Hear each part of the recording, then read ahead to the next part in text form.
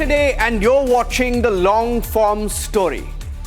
Detailed on-ground reportage of the week's biggest news stories told through lived experiences.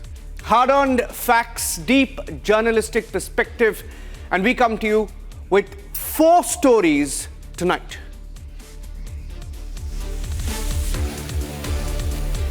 Story 1, the hacker from Gujarat. He's young, radicalized, and he gave cyber support to Pakistan during Operation Sindoor. Story number 2 on the show tonight. What connects a failed actor Dino Morea to Mumbai's Mithi river? A scam that's now unraveling. Also tonight on the show, inside Operation Pushback as India chases back all illegal intruders, especially from Bangladesh. And we have the long form story tonight on why the Shatut is a damn good idea for India. Why we may have just scored a masterstroke in Afghanistan. Let's get started.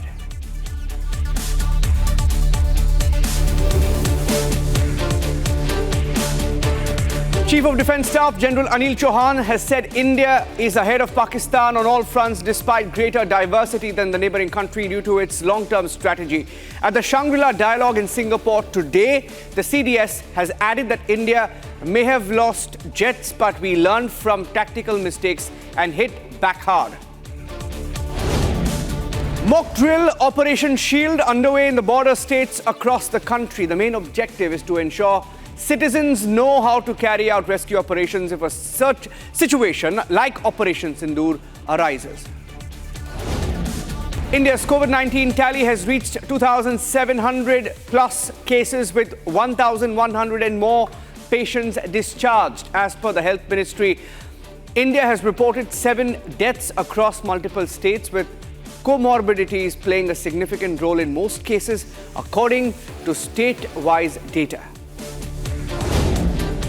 An uncalled for appearance by former Pakistani cricketer Shahid Afridi at an event organized by a section of the NRI Malayali community in Dubai has drawn criticism across India. In videos that are now viral on social media, Afridi is seen at the event that was held on the 25th of May. However, an official statement from the event organizers, the Cochin University BTech Alumni Association, claims that cricketers at the event were to attend another event and arrived at this event unannounced. Wonder how that happened.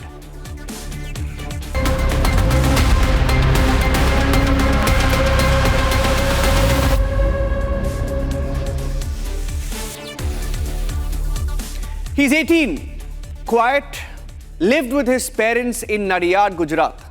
Until a few weeks ago, no one outside his mohalla even knew his name. And now, he's on the radar of India's top cybercrime units. Jasim Ansari is accused of launching a wave of digital attacks on over 50 government websites, 50, including Finance Ministry, UIDAI, even the PMO. And the timing, just days after India began Operation Sindoor in response to the Pahalgam killings. Gujarat ATS says this was not random. It was calculated, ideological, dangerous. Now, how did an 18-year-old from Nadiad breach India's digital defenses? Watch this long-form story.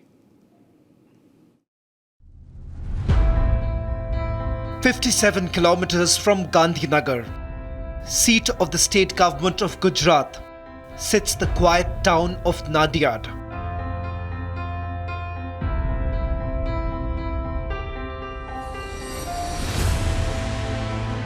As Operation Sindoor nears its end, anti-terror squad investigators swoop in on Nadiad, arrest a young man. His name is Jasim Ansari. His age, 18.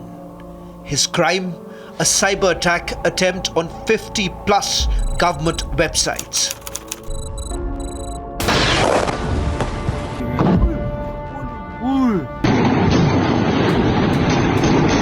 When Operation Sindoor was underway and India was avenging the massacre of 26 civilians who were killed in cold blood in Pahalgam, 18-year-old Jasim Ansari launched something far more dangerous, a digital invasion. They have been doing a little prior to that also, but post Operation Sindoor, there were a few messages amongst the channels where they were clearly mentioning, which was mentioned in the FIR also, where there was a message saying that the war has been started by you, we will end it. That sort of messages have been forwarded, that have the sort of messages and ideology has been promoted by the accused. Just 3 days after India launched Operation Sindoor, ATS detected suspicious activity under the name of two individuals, Jasim Ansari and a minor. Jasim Ansari, an introvert teen from a joint family in Nadiad, lived in this modest house with his mother, father, aunt and uncle.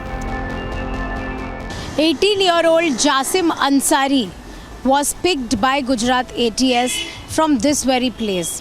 This is his residence. While just a few days back, there was a board which was displayed there which showed that his father, his uncle are also involved in doing agent work of RTO. This is the place where he used to live. Now Jasim Ansari is one person who, by using DDoS, had hacked over 50 government websites, which includes websites of finance department, while also other departments like Aadhaar card. Inside this home lives his mother, Tabassum, still in disbelief. A woman who saw her son drop out from school but never expected him to betray his nation. Jasim कितने साल का था? 18 साल। कौन से standard में था? 12वां। 12वें में। और उसका रिजल्ट आ गया था? क्या हुआ था? आ गया था, रिजल्ट फेल हुआ था। अच्छा। और उसका मतलब वो पढ़ाई में कैसा था? अच्छा था? अच्छा था, बहुत अच्छा था। उनके ऊपर इतना बड़ा कलम लगा है कि उन्होंने वेबसाइट्स हैक की है, तो आपको पता है वो कहाँ से सीखा ये चीज़? ऐसी कोई कुछ नहीं पता, मुझे कुछ नहीं पता, मुझे भाई कुछ नहीं खबर क्या करता था।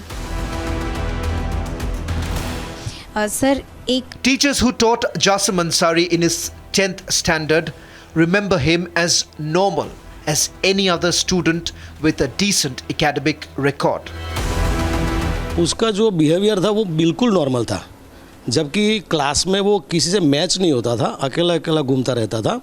और कहे तो पढ़ाई में भी थोड़ा ठीक था, 10th में तो ठीक था, लेकिन बाद में अगर बाहर की कोई संस्था के उसके संपर्क में अगर आया हो, अगर ऐसा जो उन्होंने स्टेप लिया है वो हमें पता नहीं है। बाकी स्कूल में उसके अंदर स्कूल का कोई जवाबदारी मुझे लगती नहीं है, क्योंकि बाहर से मुझे लगता है ये सब सीख के आया हो, ऐसा लगता है।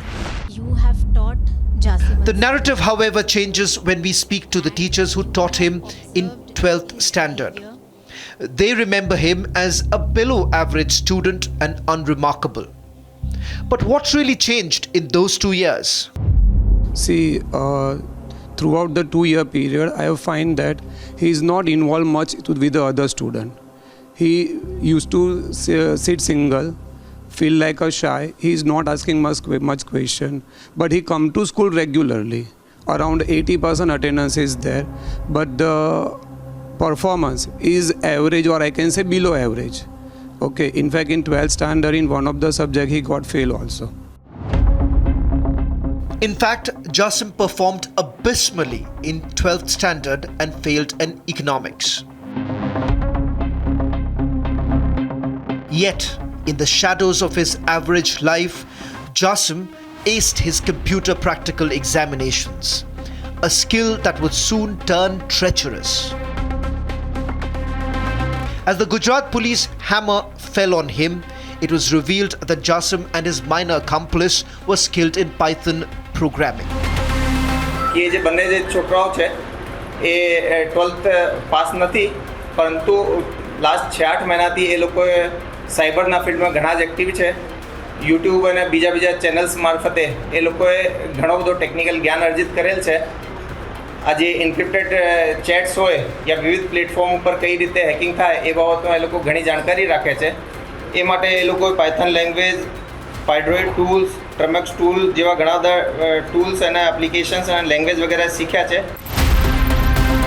Alongside a 17-year-old childhood friend, Jasim unleashed chaos through distributed denial of service attacks, a method of overwhelming websites by generating vast amounts of artificial traffic.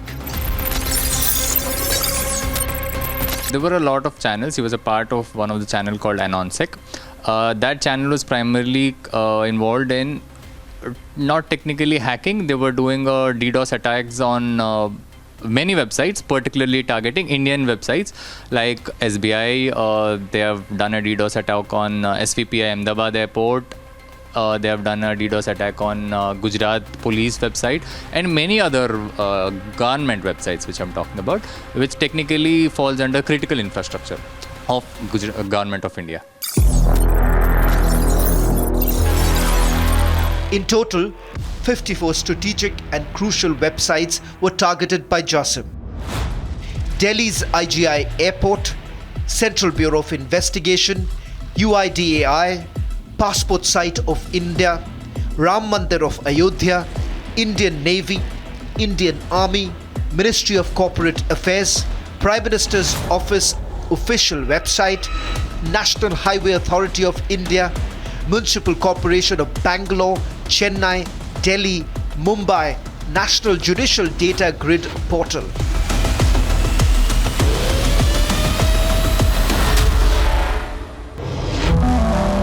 Jasim confessed during questioning that he operated a Telegram channel under the name ByteExploit. They had created two channels, Exploit Exec and Elite Exploit, which were later renamed to AnonSec.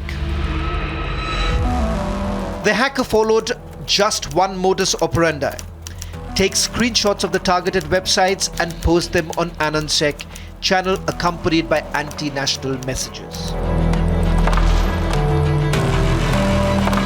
He is now charged under Section 43 and 66 of the IT Act. One for unauthorized access, the other for something far more sinister: cyber terrorism.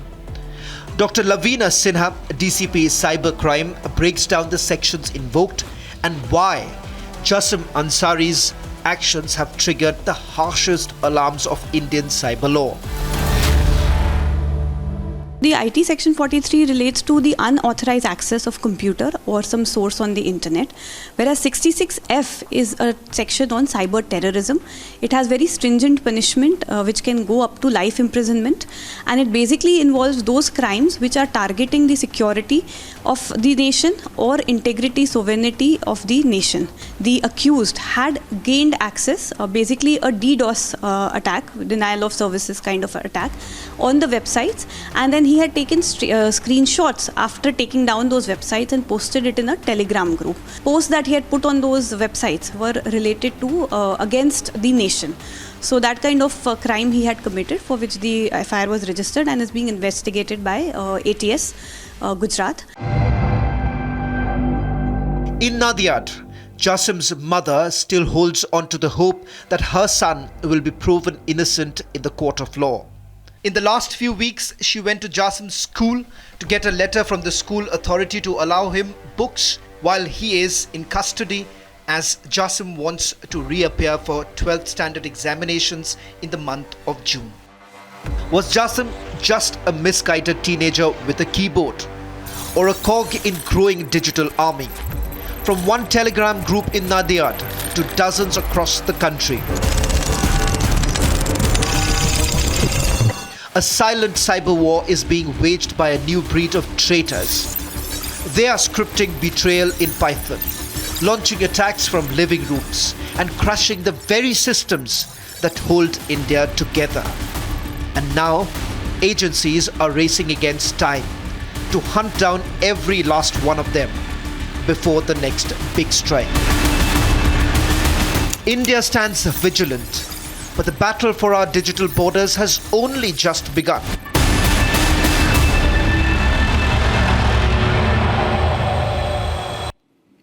Dr. Pawan Dugal is an advocate in the Supreme Court and also a cyber law expert, joining us on the show this evening. Dr. Dugal, what's the punishment for a crime like that of Jasim Ansari? Giving cyber support to Pakistan, he's highly radicalized. Clearly, he is liable to be punished if proven with life imprisonment under Section 66F of the IT Act. In addition, he is also liable for fine. That's presuming that all the charges against him get electronically proved as admissible electronic evidence in courts of law. Practically speaking, he's also charged under Section 43 read with Section 66, which has an additional 3 years imprisonment, read with also 5 lakh rupees fine. So these two separate punishments can either run concurrently or subsequently, depending on the discretion of the court. But purely given the nature and tenor of this particular criminal activity, this is an activity that's primarily aimed to prejudicially impact the sovereignty, security, and integrity of India. That too at a time when the Sindoor operations are going across, when the entire nation is united in its patriotic fervor. But now you are going ahead and doing stuff which is against the interest of the nation. So clearly, all onus will be on the Gujarat ATS on what kind of electronic evidence it's going to collect and produce it in accordance with the Bharatiya Saksha Adhiniyam in the courts and try to get a conviction. I have another question. If you can give me a brief response to this, Dr. Duggal. Teenagers sending hoax mails.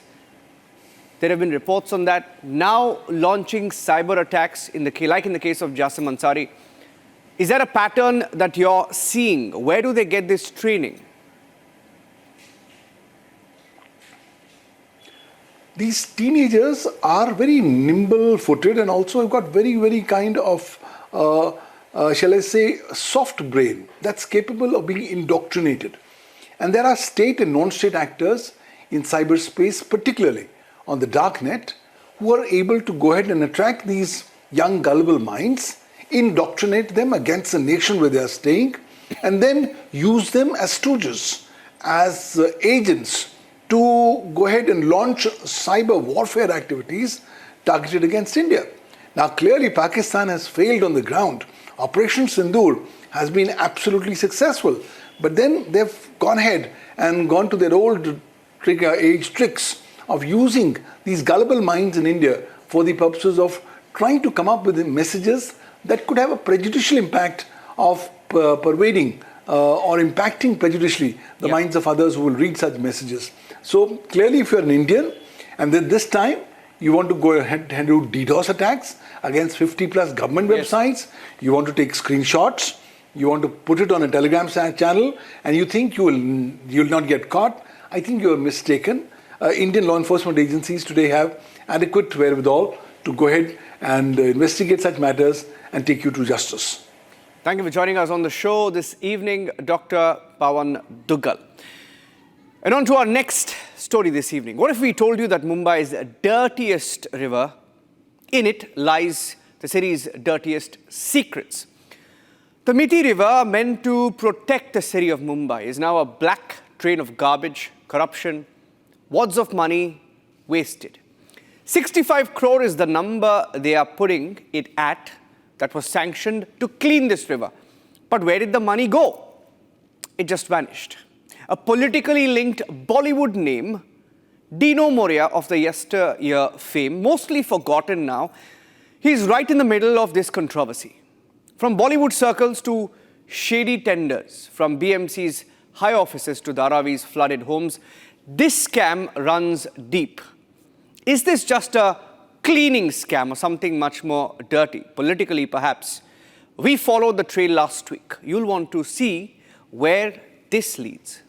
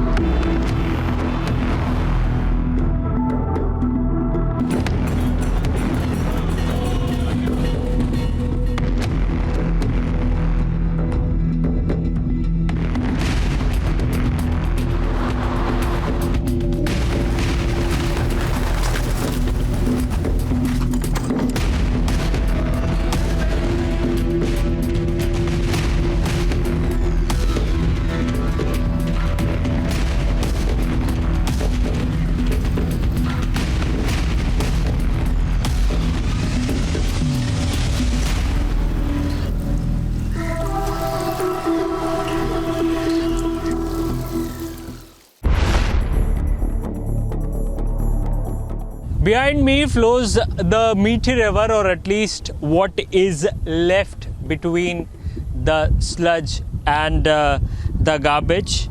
Yes, it is the same river, in fact, that is now at the center of one of Mumbai's biggest civic scandal in recent memory.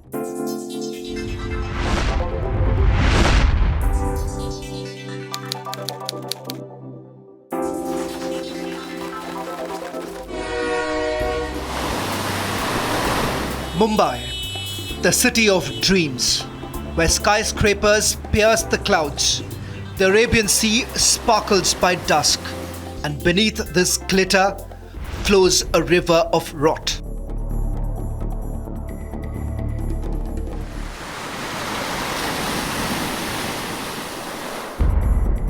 At the heart of this rot, the Brihan Mumbai Municipal Corporation, India's richest civic body. A budget larger than some Indian states.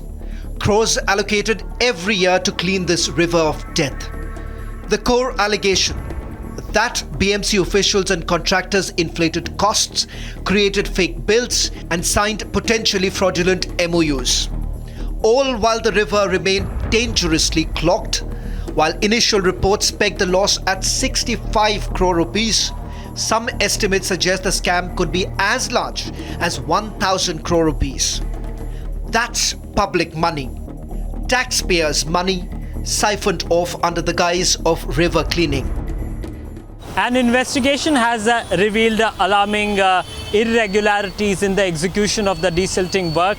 Allegations point out to inflated bills, forged MOUs, and the work that was done poorly or not done at all. पिछले 5 साल में अगर आप देखेंगे तो कम से कम यहाँ पे 3,000 करोड़ का इन्होंने टेंडर पास किया है मिट्टी साफ करने के लिए। लेकिन आज भी आप देखेंगे कि मिट्टी की नदी का जो पानी है सर, उतना ही मतलब वो काला है कि मतलब गटर, एक मिट्टी नदी एक गटर बन गई है। 65 crore rupees vanished. The river still a sewer. The money nowhere to be seen. Investigations by the Economic Offences Wing have revealed a pattern. Tenders allegedly tailored to favour specific suppliers, fake sludge removal records, and shady dealings documented in questionable MOUs. FIRs have been filed, and the Special Investigation Team has already carried out multiple raids on offices and homes of those named. After the preliminary inquiry for over 6 months, we have come to a conclusion that there is cognizable offence which has been disclosed. And based on that, we have registered an offence against 5 contractors, 3 BMC officials, 2 of the middlemen, and 2 people of the company which supplied this silt pusher machine and the tuxer machines. As far as the primary accused, Ketan Kadam, is concerned, if you could just brief us about his role. How did it all happen basically? Mr. Joshi and Mr. Kadam, they were the middlemen. Ketan Kadam did not get any contract ever. It was the contractors who got the contract. It is come to our knowledge after investigation that these 2 middlemen were in the process before the tender even was initiated. हमारा मुंबई का विकास होना चाहिए, उधर विनाश हो रहा है। ये विनाश आपको इधर ही दिख रहा है। ये काली नदी है, मीठा नदी बोले हो तो साफ नदी होना चाहिए। काली नदी हर बारिश में सब हमारे बड़े बड़े नेता लोग विजिट करते हैं, खाली नाम के लिए विजिट करते हैं, बाद में वो वाइट पेपर पे कुछ नहीं आता। साकिनाका में आपने देखा होगा कि नाले का पानी सब पूरा मतलब रास्ते पे आ गया, तो सफाई कहाँ हो रही है? 100% सर ये घोटाले के वजह से ये सब मुंबई का सत्यानाश हो रहा है। डिमांड यही करेंगे कि हमारा मोदी का जो सपना है स्वच्छ मुंबई रखो, मुंबई को गंदा मत करो, मुंबई वर्ल्ड के मैप पे है, वैसा गंदगी नहीं होना चाहिए। Why are you running? Why are you running? And now the twist in the tale. Dino Morea, the forgotten Bollywood brat, the actor you stopped watching but who never stopped profiting. Was there any political influence in this? Could you respond? On one hand, there is a Dino Morea's luxurious lifestyle, and on the other hand, the suffering of the people living in areas like Kurla and Dharavi. Due to the failure to properly clean the Mithi river, the risk of flooding increases significantly during the monsoon season, and now the monsoon has already begun in Mumbai. So the question is, what will happen to the people living along the banks of the Mithi river this time? How will they cope with the rising flood risk? Is Ketan Kadam is your business partner? Dino, please answer the question. Dino, is Ketan Kadam your business partner? Did you introduce Ketan Kadam to BMC?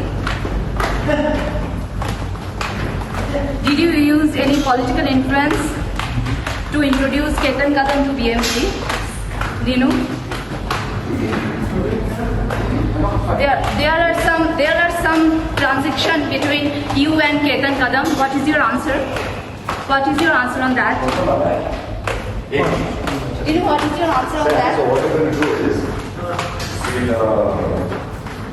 you go first. You go first. Is Ketan Kadam your business partner?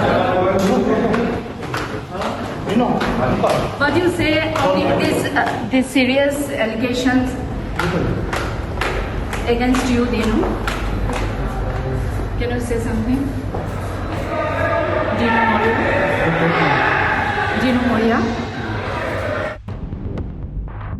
A riverbed of garbage and a brat afloat in champagne. At the center, Ketan Kadam, linked to both the contractors and the Morea brothers. Tenders, phone calls, payments. The dots connect. They definitely have certain transactions. The accused company also has several sister companies, and one of the sister companies' partner is Mr. Dino Morea's brother. And monies have flown from the accused to the brother also and to Mr. Dino Morea also. Kali football game चालू है. ये डिनो मोरिया एक समझे actor है. हमारा देवेंद्र फडणवीस इस election में result अगर चाहिए आपको आपके फेवर में, तो डिनो मोरे के साथ में और जो बड़ी मछली है उनके सकल इन्वेस्टिगेशन करो और उसका रिजल्ट हम लोग को बताओ. ये भ्रष्टाचार का कीड़ा है. कीड़ा को जब तक नहीं खत्म करेगा ना, तब तक के लिए विकास नहीं होगा मुंबई का. Frequent calls, questionable contracts, crores diverted, and a river that remained a sewer.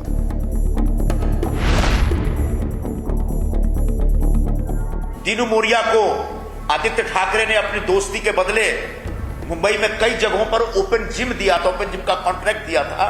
Dinu Moriya जो नशीली दवाओं के व्यापार में है, ऐसे ड्रग पेडलर और ड्रग ट्रेडर के बीच के साथ आदित्य ठाकरे के संबंध का क्या अर्थ है, इसकी छानबीन होनी चाहिए. आदित्य ठाकरे ने महाविकास आघाड़ी के सरकार के वक्त और उसके महापालिका की जब सत्ता थी, तभी जरा दीनो मोरिया के साथ अय्याशी अगर थोड़ी कम की होती तो मुंबई की यह हालत नहीं होती.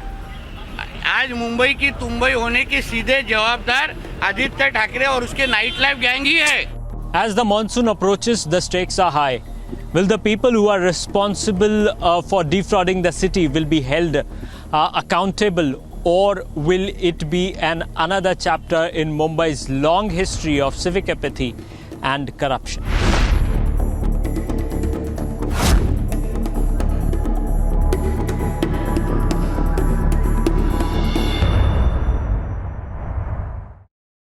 Joining us on the long-form story this evening, I have Mr. Prasad Lad. Mr. Prasad Lad is an MLC. He's a member of the Legislative Council in Maharashtra, and he's joining us as we look deeper into the Mithi, Morea and more. The Mithi scam and more. And the reason why I'm saying there could be more, Mr. Lad, how deep does this rot run? और कितने लोग शामिल हैं इसमें? इसमें एक चीज़ बहुत स्पष्टता से आपको एफआईआर के माध्यम से दिख सकती है, जो एफआईआर की कॉपी भी मैं आपको बता सकता हूं. अभी तक की इंक्वायरी में इसमें एसआईटी फॉर्म की गई थी 1 साल पहले. 1 साल तक डिप्टी कमिश्नर ऑफ पुलिस की लेवल की ये एसआईटी थी, जिन्होंने पूरी नियमता से इसकी इंक्वायरी की, डॉक्यूमेंट्स कलेक्ट किए, और काफ़ी चीज़ें जब निकाली तो उसके बाद लगभग 16 लोगों के ऊपर एफआईआर हुआ है और काफ़ी गंभीर जैसे आरोप इनके ऊपर लगाए गए हैं, जैसे कि गवर्नमेंट का पैसा सिंपनाइज करना, इलीगल तरीके से सीवीसी नॉर्म्स के साथ टेंडर नहीं भरना, एलिजिबिलिटी क्राइटेरिया नहीं होते हुए भी टेंडर को डिस्ट्रीब्यूट करना और गलत तरीके से मीठी नदी का जो काली मिट्टी है या कचरा है वो निकालने का दावा करना। एज एन एग्जाम्पल अगर आपको बताया जाए तो इन लोगों ने इतना बड़ा स्कैम किया हुआ है, ये कहते हैं कि एक साल में हम लोगों ने 1.5 लाख मेट्रिक टन या 2 लाख मेट्रिक टन कचरा मीठी नदी से निकाला है, मगर वो जगह कहाँ है जहाँ डाला गया है वहाँ पर बड़े बड़े टावर दिखाई देते हैं। तो पहली बात तो ये सबसे झूठ था कि यहाँ पर इन्होंने कचरा या मिट्टी डाली थी। सेकेंड बात ये है जो ट्रक्स इन्होंने वापरे थे जिसके नंबर दिए गए थे उसमें कई मोटरसाइकिल, स्कूटर, रिक्शाओं के नंबर है, उसका कोई जीपीएस ट्रैक रिकॉर्ड नहीं है, वे ब्रिज का कोई भी एक आध बिल भी उसमें मैच नहीं हो रहा है। तो इस तरीके से झूठे तरीके से इन्होंने ये पूरा स्कैम किया हुआ है। इसके अलावा 26 जुलाई को 2005 में जब मुंबई में ज़्यादा बारिश के बाद बाढ़ आई थी, उस बाढ़ के बाद तत्कालीन तब के प्रधानमंत्री कैलाशवासी मनमोहन सिंह ने 1400 करोड़ रुपए एक मिट्टी के सेफ्टी वॉल के लिए दिए थे। अब वो वॉल मीठी नदी में कहीं दिख नहीं रही है। ऐसे अनेक उदाहरण हैं जिसके कारण ये पूरे तरीके से under section 406, 409, 420, 465, 467, 468, 471 and planning 120B के तहत 16 लोगों के ऊपर ये गुना दाखिल हुआ है, जिसमें 5 अधिकारी है और बाकी के सभी कॉन्ट्रैक्टर और दलालों का नाम है। मैं बहुत स्पष्टता से आपके चैनल के माध्यम से, जो नेशनल और इंटरनेशनल चैनल है उसके माध्यम से बताना चाहता हूँ, इसमें 2 लोगों की इंक्वायरी चल रही है, जिसमें so called film star Dino Morea की इंक्वायरी चल रही है और उनके भाई की इंक्वायरी चल रही है, जिनके ऊपर आरोप है कि ये पूरे स्कैम करने में जिनको टेंडर दिया गया और जिनके माध्यम से टेंडर दिया गया, इसमें इनका हाथ होने की संभावना है। और आने वाले 3-4 दिन में इसकी और स्पष्टता हो जाएगी और दूध का दूध और पानी का पानी आपके सामने आ जाएगा। My second and last question to you, Mr. Lar, is are there any political masterminds? Okay, आपका allegation और charge है डिनो मोरिया और उनके भाई के ऊपर. That's the allegation. Are there any political links? Are there any political masterminds in this scam? Definitely, there will be the political link is there, but police is investigating that link. और मैं बहुत गंभीरपूर्वक बताना चाहता हूँ कि political नाम लेने के पहले जिस तरीके से मुंबई महानगर पालिका में पिछले 15 साल से उभाटा शिवसेना के सत्ता के वक्त में जो भ्रष्टाचार हुआ है उसकी इंक्वायरी होनी चाहिए। डिनो मोरिया के पास से, उनके भाई के पास से, या जिन लोगों को अरेस्ट किया गया जिसमें केतन कदम है, कोई शाह करके है और कई नाम उसमें है, जिनको इंक्वायरी में लेते हुए उनके पास से ये सारे नामों की जांच होनी चाहिए और ये कौन से पॉलिटिकल लीडर तक और कौन से आदमी तक पहुंचता है इसकी भी जांच होने की ज़रूरत है। मैंने जैसे कहा था कि कुर्ला से निकली हुई मीठी नदी माहिम में जाकर समुद्र में मिलती है, लेकिन वो बीच में बांद्रा में कहाँ जाकर उसकी गड़बड़ हुई है उसका भी चेक करने की ज़रूरत है। और इस पूरे केस में पूरी ही गंभीरता से पुलिस को इन्वेस्टिगेट करना चाहिए।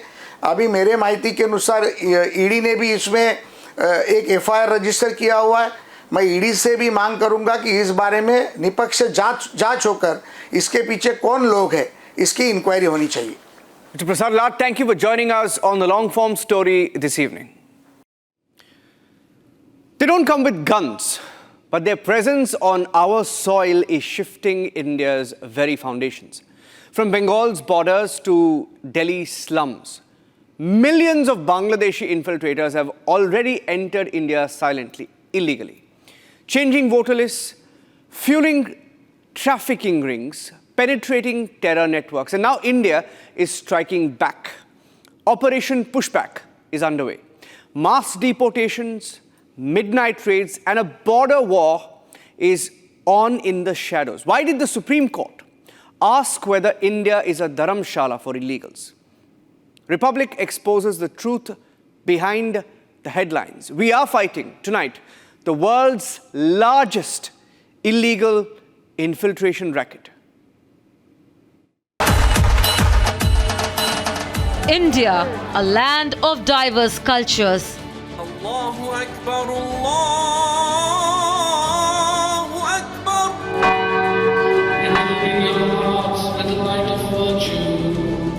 Religions and geography has been a hub of human activity for centuries. From ancient invasions to modern-day security concerns, infiltration has played a significant role in shaping the country's history. India's eastern border has been witnessing a silent invasion from Bangladeshi infiltrators, posing significant threat to national security, demographics, and social fabric. Bangladesh continues to be the world's largest source of infiltrators, with over an estimated 20 million illegal Bangladeshis already in India, according to official Indian data. And illegal Bangladeshi immigrants have been altering the religious and population dynamics in most states, like West Bengal. কতদিন আগে আসছেন বাংলাদেশে থেকে?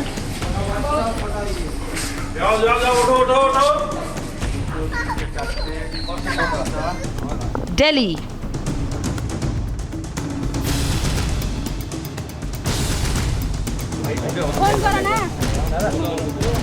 Assam, and Uttar Pradesh.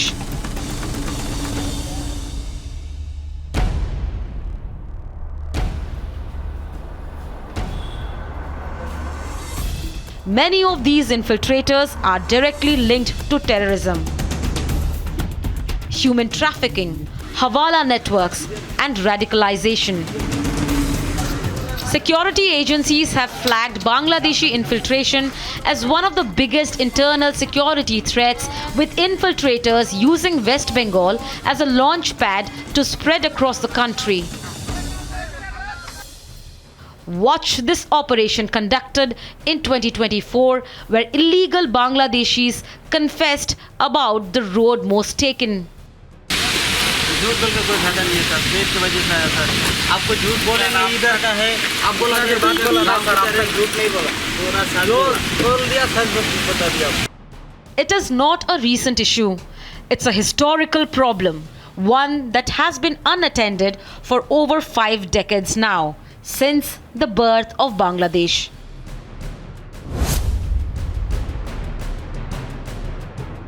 The issue of Bangladeshi infiltration into India dates back to the country's independence in 1971.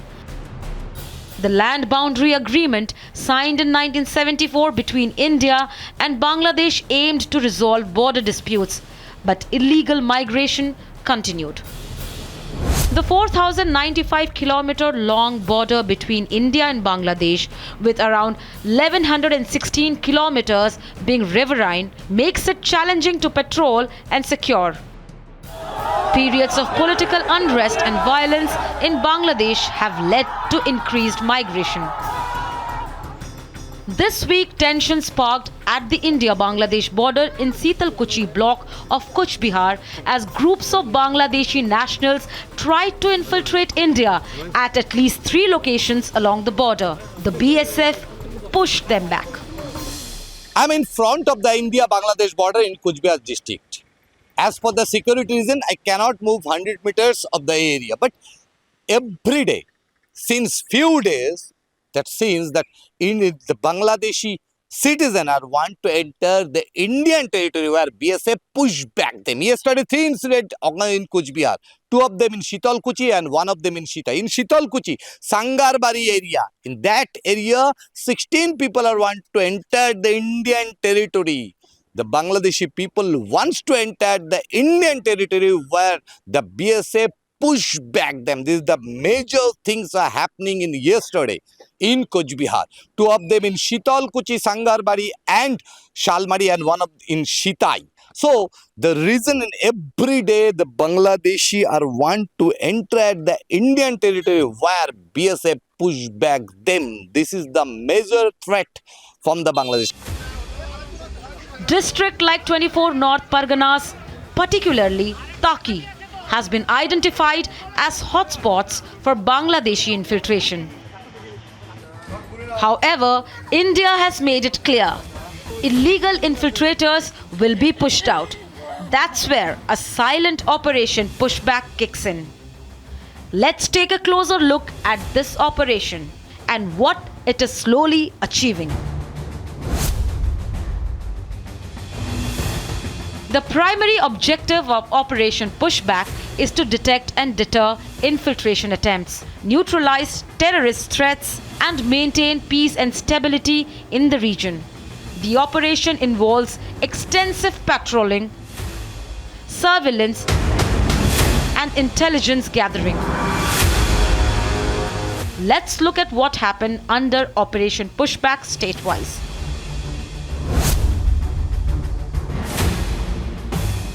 Around 160 Bangladeshi nationals were deported from the capital city of Delhi to Bangladesh through the Hindon Air Base on 29th of May. देश में अवैध रूप से रह रहे बांग्लादेशियों को वापस उनके वतन भेजने को लेकर सरकार की ओर से लगातार एक्शन जारी है। इसी कड़ी में आज करीबन 160 बांग्लादेशी इसी हिंडन एयरवेज से उन्हें उनके देश वापस भेजने की प्रक्रिया की गई है। अब उन्हें उन बांग्लादेशियों को जो अवैध रूप से भारत में रह रहे थे त्रिपुरा की अगरतला ले जाया गया सड़क रास्ते से, फिर उन्हें बांग्लादेश वापस भेजा जाएगा। त्रिपुरा यहाँ से विशेष विमान के जरिए उन्हें भेजा गया है। अब तक पिछले करीब एक महीने की अगर बात करें तो 470 ऐसे अवैध बांग्लादेशी हैं जिन्हें अब तक इस जगह से वापस उनके वतन भेजा जा चुका है। और लगातार सरकार के द्वारा इस तरीके से डिपोर्ट बांग्लादेशी इस तरीके से कार्यक्रम चलाया जा रहा है। जो भी अवैध रूप से भारत के अंदर रह रहे हैं वापस उन्हें उनके वतन भेजा जा रहा है। In recent months, after the Pahalgam terror attack, Delhi police has identified nearly 470 Bangladeshi nationals living illegally in the city and has deported them through the same channel via Tripura and then across Bangladesh border by road. Delhi police has detained 88 people from Southwest District area.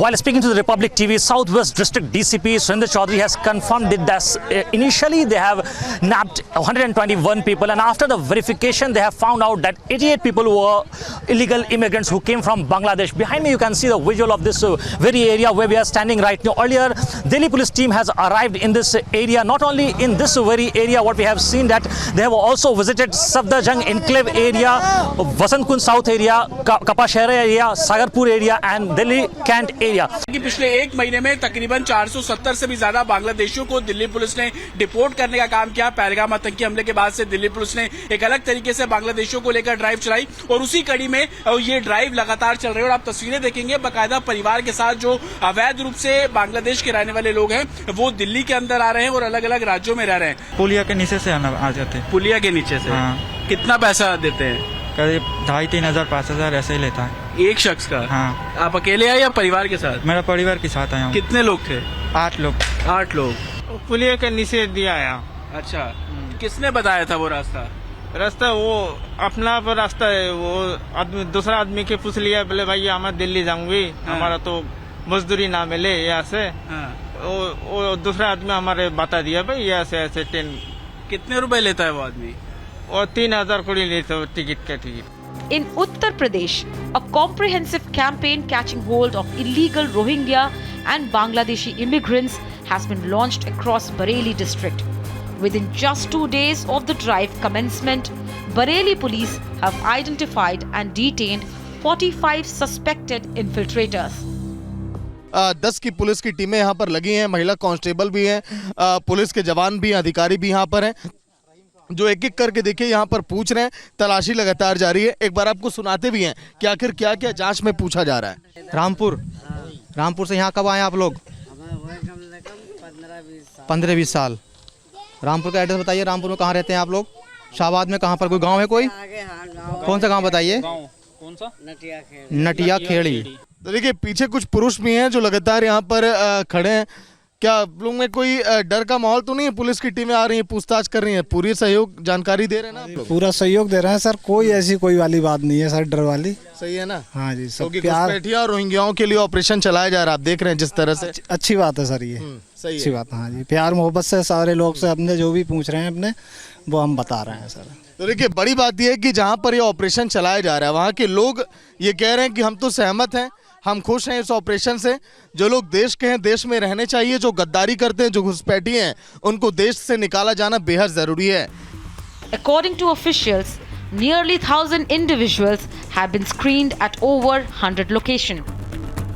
25 मई से और 10 जून तक 15 दिन का एक अभियान चला है, जिसमें शासन के निर्देशों के क्रम में जो लोग यहाँ पे आवासित हैं और बाहर के रहने वाले हैं, जो वर्तमान में यहाँ पे रह रहे हैं और बाहर के रहने वाले हैं, उनके मूल एड्रेस का वेरिफिकेशन कराया जाना है।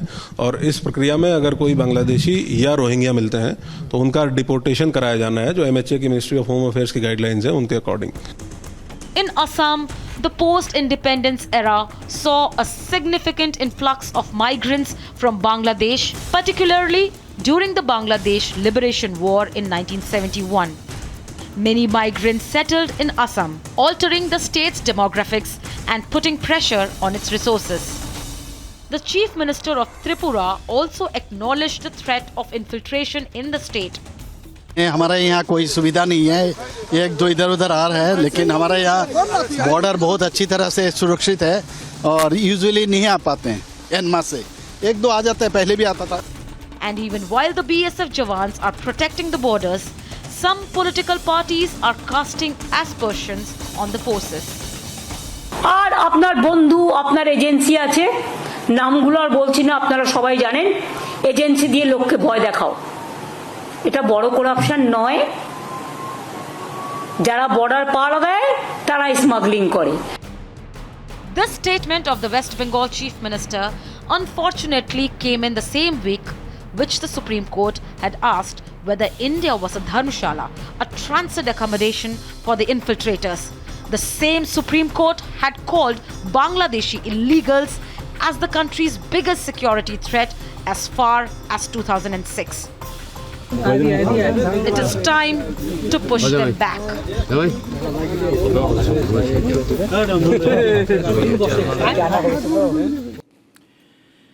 Lieutenant General Sanjay Kulkarni joins us on the show this evening. Conservative estimates, General Kulkarni, put the number of illegal infiltrators inside India at nearly 20 million. That's 2 crore or more. That makes it easily the largest illegal infiltration anywhere in the world. Now, given these numbers, can India find these 20 million and send most, if not all, back? Is that possible? Thank you very much. Seems very difficult, not easy, because the number that has been quoted is of 2016, and that's about 2 crores. That's what we are stating. And we are not signatories to the, what we termed as the 1951 refugee, convention, neither to the 1967 protocol. Notwithstanding that, we have always welcomed refugees. That's one part. But these illegal immigrants, these ones which are undocumented and having millions have entered India, and they cause a law and order problem. They cause a demographic problem. They are instrumental in a whole lot of issues which are coming up. But what I would say, this drive in itself, though maybe a drop in the ocean, but this deterrence must continue. We must continue with this drive also. Maybe today 160, 70, 500, 700, but there are millions of them. And people must cooperate. It's most important thing for this illegal migration to stop is the people must cooperate. Not bother that whether you've got maids with a chief working for them at home, or people are there and wanting to show, no, it's okay, it doesn't matter to us, they're very, very nice. It's incorrect, because whatever and however hard we must ensure illegal migration must be stopped. If they wish to come, well, there are other means of coming in. They can be given working visas, anything and everything, whatever the government decides. But definitely this illegal, because you see what's happening in Uttarakhand, you can see what's happening in various colonies in Delhi, you see what's happened in Bengal, in Assam, and even in some very, very remote areas of India, these people have all gone in, the Bangladeshis, the Rohingyas have come in. So it's very essential that we must put an end, and the effort and the means that are now the drive that has started must continue. It mustn't just be for a short time and then be given up. No, it must continue. Even though there may be resistance slowly and suddenly, because pushback is something which is easier to do, because we find that if we indulge ourselves in a legal process, that is something which takes a long and very difficult. You may have cooperation from the neighboring country. You may not have the cooperation from the neighboring country. At least here, it's absolute to take them and just tell them, just go back to your country or prove that you belong to this country. I think this drive must continue, because otherwise, sooner or later, we'll have a tremendous law and order problem, demographic changes taking place, which is not conducive to the society that they're living in, because they become easy targets, being lured into various issues. We've seen how, you have all these ISI and all these characters looking around for it, on whether they're on religious grounds, whether on poverty levels or whatever it is. They become easy targets, and then they are a nuisance and a huge law and order problem, a security risk to the country at this point of time. And hence, it is very essential that we push them back into the country that they come from. And in this present case, most of them are coming from Bangladesh. And even though we have a long border, as you rightly stated, 4,095 kilometers of a border, about 1,100 odd kilometers of riverine, about 3,252 kilometers, which is fenced, a whole lot of a sizable distance unfenced border. So these people do find themselves, but irrespective of all that, the Border Security Force is doing a good job, and all governments, the state government, must cooperate. Yeah. Nobody must say anything which seems to be running against this thing as to why are we doing it, why should we be doing it, is it correct to do it? I think it is correct, and we must push back. This kind of illegal migration is definitely a big no. Legality, yes. Illegal, no. Yeah. Thank you for joining us on the show this evening, General Kulkarni. Tonight we take you to the heart of a silent war. It's a non-kinetic one that's not fought with missiles or armies, but with dams and diplomacy, development. As the world watched Afghanistan collapse and Taliban return to power, two nations made two very different choices. Pakistan chose to bet on its old proxies, hoping for strategic depth. India chose to build not bunkers, but bridges, schools, roads and dams in Afghanistan. Now that difference in vision is playing out in real time. Water has become the new front line. And tonight we decode this new chapter in South Asia's great power chessboard, where rivers carry more than water. They carry influence, ambition, and the shape of the region's future.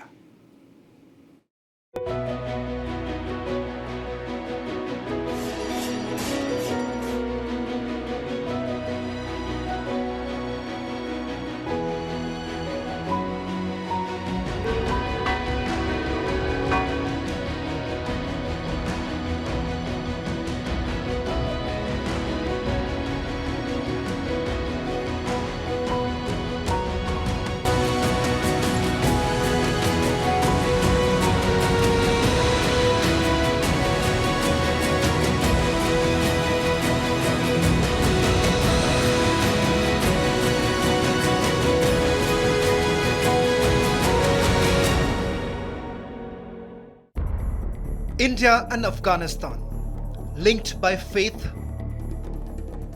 empire, trade and war. Their bond predates borders, from Gandhara to the Mauryan kings. Through colonial resistance, their ties have always been civilizational, not just political. Today that legacy flows through rivers. The Kabul River, born in the Hindu Kush, flows east through Afghanistan and into Pakistan's Khyber Pakhtunkhwa. One of its main tributaries, the Kunar River, begins near the Wakhan corridor. India, seeing the opportunity and obligation, began investing in Afghan water infrastructure, not just as development but as strategic outreach. The first major step came in 2016 under President Ashraf Ghani, the Salma Dam, also called the India-Afghanistan Friendship Dam. Built on the Hari Road River in western Herat province, the Salma Dam generates 42 megawatt of power and irrigates 75,000 hectares of farmland. Its completion marked a shift. India was no longer just an observer in Afghan stability, it was shaping it. As India built quietly, Pakistan bled. The Taliban's 2021 return, backed by Islamabad, unleashed chaos. But it backfired. Refugee surges, economic collapse, and growing anger turned the tide. Over the past year, attacks in Khyber Pakhtunkhwa have intensified. Bombings, insurgent strikes, and cross-border tension. Pakistan's own creation is now targeting its western borderlands. The Tehreek-e-Taliban Pakistan, a group with historical ties to the Afghan Taliban, has intensified its operation, challenging Pakistan's security apparatus. Days after China opened talks with the Taliban, Pakistan rushed to upgrade ties. The move exposed Islamabad's fear that its former proxy now answers to others and drifts closer to Beijing, then Rawalpindi. India, meanwhile, had already launched its next mission, Operation Sindoor, Bharat's response to Pakistan-sponsored cross-border terrorism and Islamabad's worst nightmare. But back in the heart of Afghanistan's capital, Kabul, a monumental project is underway that promises to transform the lives of millions. The Shatut Dam, located in the Char Asyab district of Kabul province, is poised to be a transformative infrastructure project for Afghanistan. A historic phone call on 15th of May 2025 between External Affairs Minister Dr. S. Jaishankar and Afghanistan's Foreign Minister marked the first high-level political engagement, a promise to fast-track the Shatut Dam project. ډیره مونږ ډیر خوشاله یو دایم هند مونږ مرګلې دوستا د پاکستان په مثال په هغه باندې زد باندې مونږ سره ډیر همکاري او ډیر هر نگاه کې افغانستان هندوستان سره یو ځای دی dam जो बनेगा ये शतुत dam यही जगह पे ये भी बहुत अच्छा सा होगा और एक बहुत अच्छा सा पॉजिटिव काम है जो अफ़गान लोगों के लिए इंडिया और भारत की तरफ से होता है और इस पानी से 400,000 हेक्टेयर ज़मीन भी पानी उनके लिए पहुंचता है और इसके अलावा लोगों के लिए काम करने के लिए ज़मीना भी हो जाएगा और बहुत इफेक्टिव है। ये लैलेंदर प्लेस है, लैलेंदर वैली है जो इस जगह पे शातूत डैम कुछ दिन बाद ऑफिशियली इसका कंस्ट्रक्शन का काम शुरू हो जाएगा। The Shatut Dam is India's second major dam project in Afghanistan. Following the Salma Dam, these initiatives are part of India's broader new development partnership with Afghanistan, which includes over 400 projects across all 34 provinces. The strategic location of the Shatut Dam on the Kabul River, which originates in Afghanistan's Hindu Kush mountains and flows into Pakistan's Khyber Pakhtunkhwa province, has triggered strategic alarms. The Kabul River is a vital water source for Pakistan, and the dam's construction could significantly reduce downstream water flows, heightening regional tension.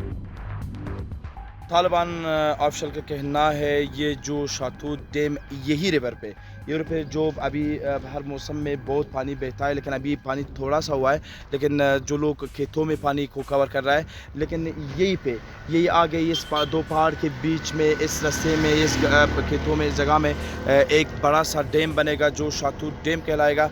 ये शातूत dam Republic government में India और अफगानिस्तान का government ने ये agreement sign किया लेकिन कुछ problems थे उस टाइम पे जब गवर्नमेंट फॉल हुआ तो अभी जो तालिब गवर्नमेंट आया तो ये लोग कह रहे हैं कि पानी को मैनेजमेंट करेगा और यही जगह पे आप जो ये रिवर देख रहे हैं और जो अभी लोग खेतों को पानी दे रहे हैं पानी कम है लेकिन बहुत पानी इधर होता है और इधर ये पहाड़ जो आप देख रहे हैं तस्वीर में यही पहाड़ पे इस पहाड़ पे बीच में इस पहाड़ के रास्ते में एक बड़ा सा डैम बनेगा जो शातूत डैम है।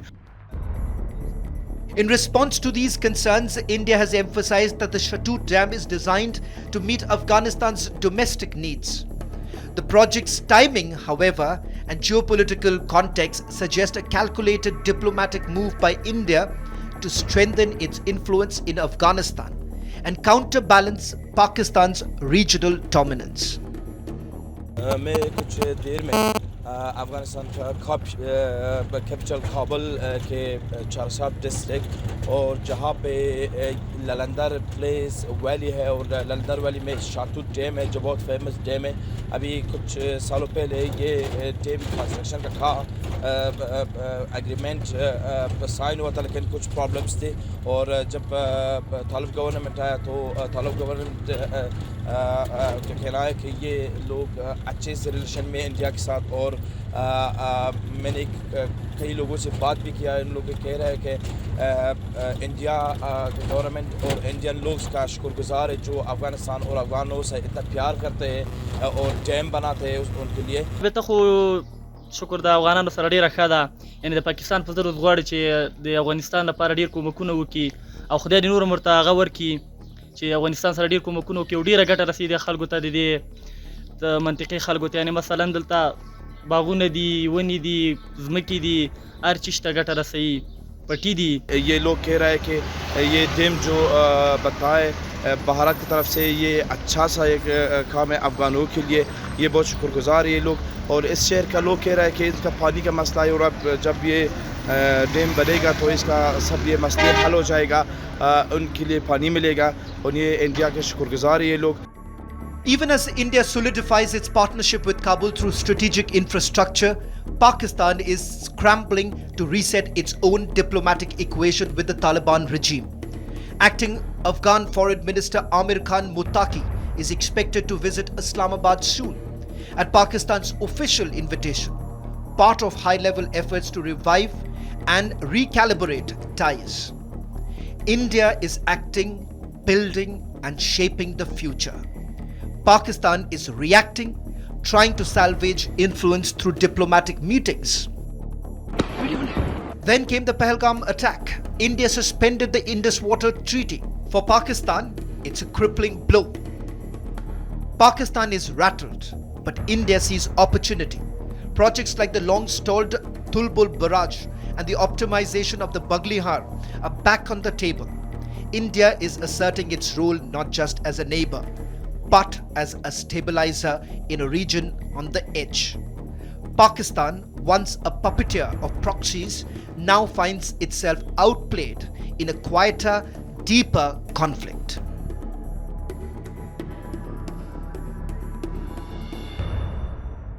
Former diplomat Ambassador Deepak Vora joining us live on the show this evening. Indus Waters Treaty will remain in abeyance, Ambassador Vora, between India and Pakistan. But when the Shahtut Dam is built in Afghanistan, what's likely to be the impact in the next few years to come, in your view?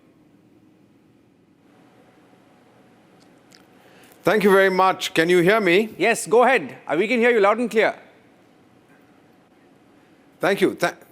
Thank you very much. Well, first of all, may I just say how honored and privileged I am to be part of a show on my original homeland, Afghanistan. My father's family comes from Ghazni. My grandfather and my father would have been thrilled wherever they are, wherever their spirits are, to see that you are presenting this.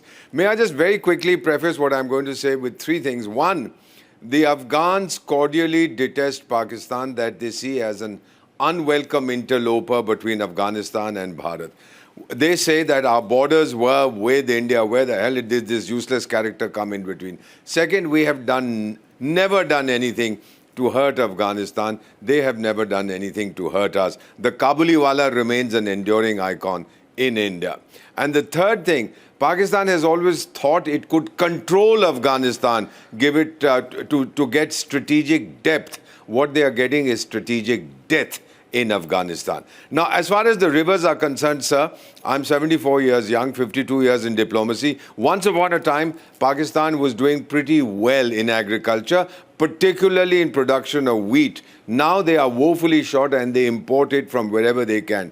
We are going to stop the flow of Indus waters, the Sindhu and its 5 daughters. This is going to hurt Pakistan very badly. About 80% of their agriculture depends on the Sindhu and its 5 tributaries. The remaining 20%, sir, this is fascinating, depends on the Kabul River, which is fed by its own tributaries, the Alangar and the Kunar, and which meets the Sindhu at a place called Abbottabad. Abbottabad, sir, is where a certain Osama, son of Laden, was being kept by the Pakistani intelligence, etc. So it's ironic in a way that this is happening. So what is going to happen, sir, is my own understanding after speaking to several experts. In the next 24 months, the flow of the Sindhu and its tributaries to Afghanistan, to Pakistan, will be substantially curtailed.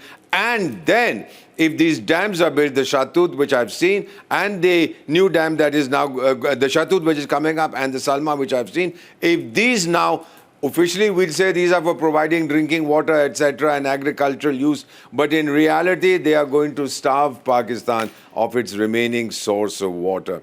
I believe, sir, this is the third of the triple lock that we are using on Pakistan, Chanakya suggested. First was diplomatic, we have isolated them completely. There's a terrorist incident anywhere, people say, ha, Pakistan, because they were caught sheltering Osama bin Laden. The second is the military lock, we have shown them what we are capable of. The third is the economic lock, sir. And now the water weapon, if I may use the term that we are using, is going to hurt them very bad. Let me conclude, sir, by saying I've seen this before. I've seen this when I was posted in Sudan. Egypt got very upset when Ethiopia was building the Grand Renaissance Dam and said, we'll blast it, we'll do this, we'll send our military, we'll send our air force. Ethiopia said, do what you feel like. They did nothing.